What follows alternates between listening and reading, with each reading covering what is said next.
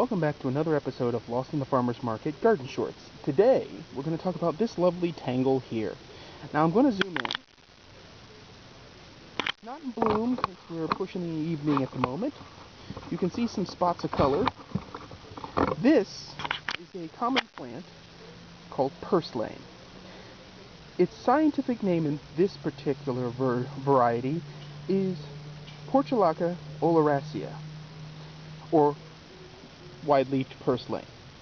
Oleracea just specifically is a Latin term referring to these rounded leaves usually. It's hard to tell where Portulaca came from, but it is the agreed upon name for the entire species, so who's going to argue? Now, this is two plants stuck in an old wash tub where the bottom is almost rotted out. I thought it was a cool way to demonstrate the trailing nature of this plant. Now, if I take snippets of this and stick them in water, they will root. This is not a perennial. It is not a perennial by anyone's definition, but it will come back from seed reliably. Its little seed capsules, which come after the flowers, contain thousands, potentially thousands of seeds that are like little black specks of dust, sort of with a metallic silvery sheen. It's really cool, but there's no way I would get that on camera. Now, Purselane is edible and full of nutrients, in fact. It's got a lot of iron, almost as much as a similar amount to spinach. It's got sort of a tart plant flavor. I mean, that's total cop-out. It's not comparable, but what I like to do is soak it in a vinaigrette before I add it to salad. So like a balsamic vinaigrette spiked with purselane leaves is something to behold, especially with some dried cranberries. Just putting it out there. Now, as an ornamental, it's a gorgeous plant that is a succulent that is virtually immune to drought once it's established. And it'll just keep clocking in poor soil, which is even better. And its seeds will come up in North Carolina. They'll come up voluntarily as far north as New Jersey, which is where I first encountered it. A neighbor of mine was growing it in whiskey barrel planters, and it got loose between the cracks of her slate sidewalk. So by summer, there was a sea of color shooting out between the cracks. It was the most awesome thing I'd ever seen, and I still think it's great. It's up there with bugleweed. Awesome thing. Undervalued. However, the variety she had isn't oleracea. Let's take a walk. It's this variety. Now this, hanging on my rain barrel in little planters, is Portulaca grandiflora. Grandiflora obviously means big flower. And this is why.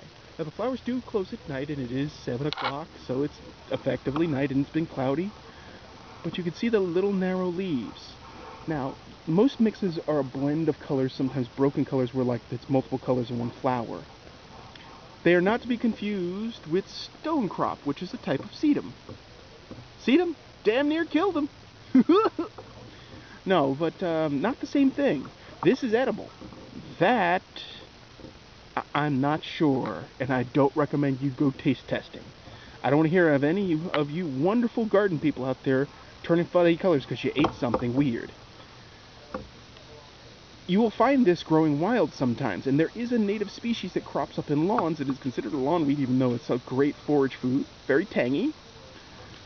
I'm going to go take a look at another one. Once you have one, you must have more. We have the good. Bam! There's two more in pots, and actually hanging bags. And if you hit up the blog, you'll see that I have a picture of this with a little tiny lizard hanging out on that very pole. But you can see the flowers better here, and I'm going to zoom in.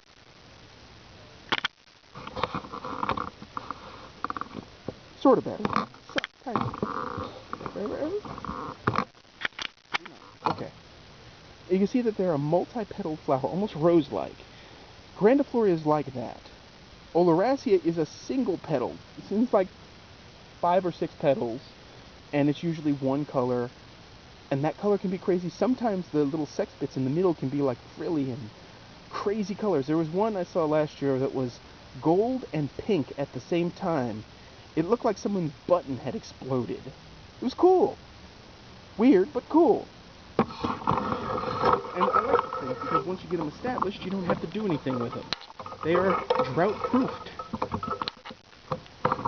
And they love being in urns. This urn actually, there's a pair of urns here, and they came with the house, and they used to be out front, and then I said, that's stupid, I keep repairing them out front, let's bring them out back. And so you can see that it's doing well in there. Now obviously I need a string trim in this area. Oh, the fireballs returned. Look at that. Isn't that fabulous? The fireball marigolds recovered from their slug damage, and they look like nothing ever happened. They're bigger than they were when they were healthy in the first place. Patience, my dear gardeners, is not just a virtue, it's a powerful asset. Now, Purselane, which is the common name for that group of plants, is easy enough to grow. It prefers full sun, but it will take partial shade. Oh, that's a great angle there. It'll take full sun, but it's not picky about soil, but it prefers something that drains reasonably well, so it's not sitting in a puddle because it is a succulent. And it will get the rot. And in fact, those ones in the urns over there did get the rot briefly, and then not. Infrequent fertilization is best, maybe once a month at most. It doesn't have to be anything special, though, preferably an even blend will be okay. If you want to try to collect their seed, what you have to do is wait for the flower to fade, and you'll see that where the flowers stuck out, there'll be like a little cap, like pointed like the tip of a bullet. And you wait for that to dry, and then you pop it off, and the seed is like dust. So you want to have like a paper towel or a bag or something, and you want to collect that seed. Or, to cheat, you can take a stem cutting that is about 2-3 inches long, put it in water, let it start to root, move it to dirt, keep it moist. You don't have to worry about the humidity dome aspect of that so much, and you can clone it. Since it's an edible annual, it's totally worth it. It's a great forage thing, it's packed with nutrients and vitamins, and you will actually find it in the upscale supermarkets for an obnoxious amount when you can just buy a packet of seed for like $2 from Burpee or someone, and you get the same effect. Or you can buy a fancy specimen like the one in the wash tub over there, and bam! Gangbusters! Gangbusters, my friends. So, that's all I have to say about Purselane. I do highly recommend it for your garden. We are in August now, so you could probably get away with some Purselane plants for the next couple of months, but once it gets cold, they're going to start to fall apart. That leads to my winter replacement that's equally edible, which we'll get to when the time comes. That's all we've got for today, so as always, keep them growing. Hit like or subscribe, hit up the blog, tell me what you think, and thanks for watching.